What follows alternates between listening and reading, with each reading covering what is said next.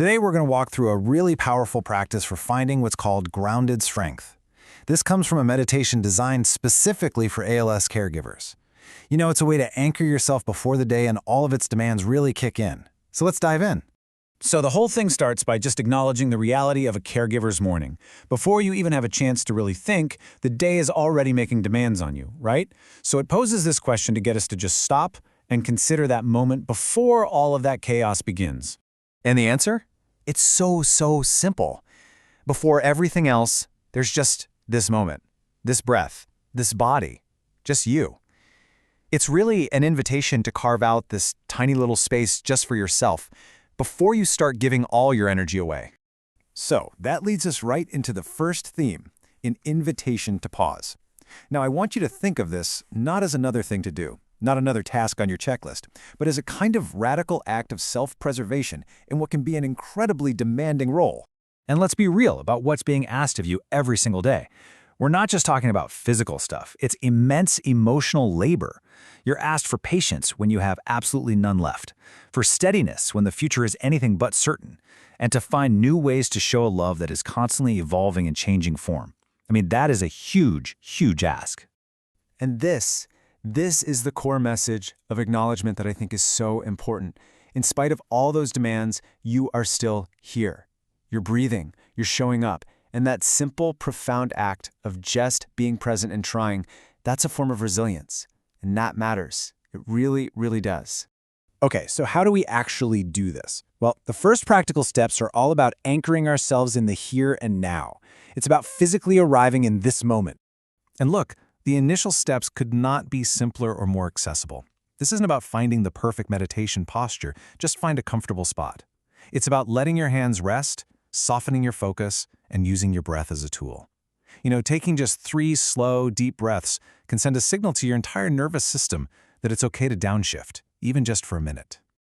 All right, now that we're a little more grounded in our bodies, we can move into the real heart of the practice. This next part is all about making space for whatever's going on inside, without that constant pressure we put on ourselves to fix or change anything. So the first question is physical. Where are you holding all the stress of your role? For a lot of us, it's in the shoulders, right?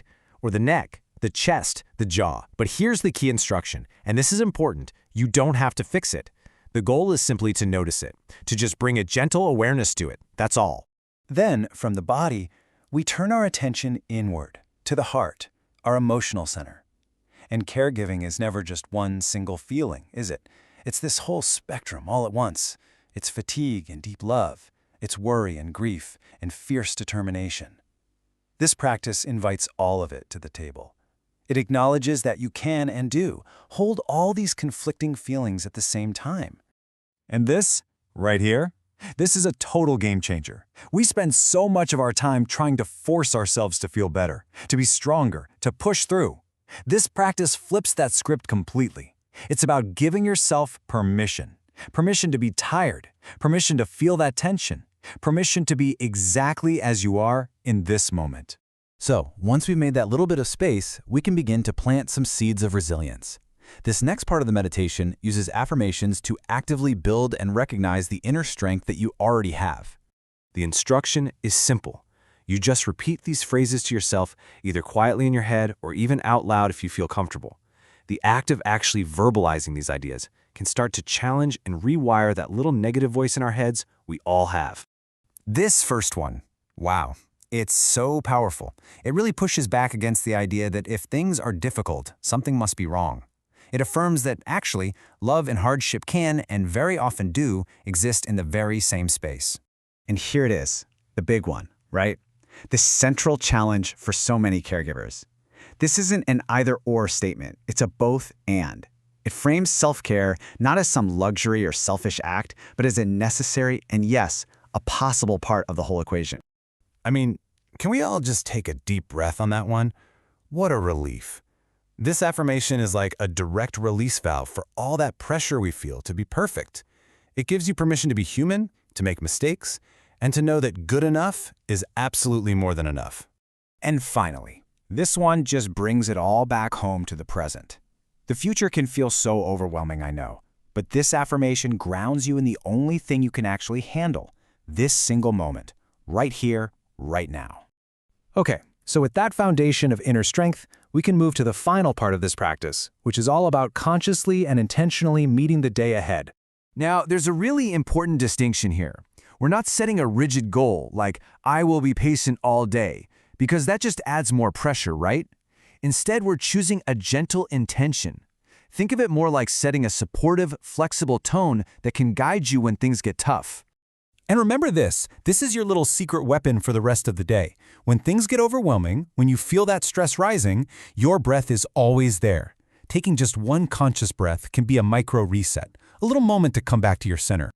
The practice leaves us with one last really powerful set of affirmations. This reinforces the value of your work and, just as importantly, your own value. It's that recognition of my care matters, and then that absolutely essential follow-up, and I matter too. So the final step puts it all into action. Before you get up and dive into the day's tasks, you take one last moment to consciously set that gentle tone that we've been building up to. Here are just a few suggestions from the source. You don't need some complicated plan. Just one word. A single word to carry with you as a reminder of your intention. Maybe today it's steady, or maybe it's simply enough. And that's really what this is all about. It's about empowerment. It's about returning a small piece of control and choice back to you before you step into a day that can feel so unpredictable. So before you move on, just take a quiet moment. What is your intention today?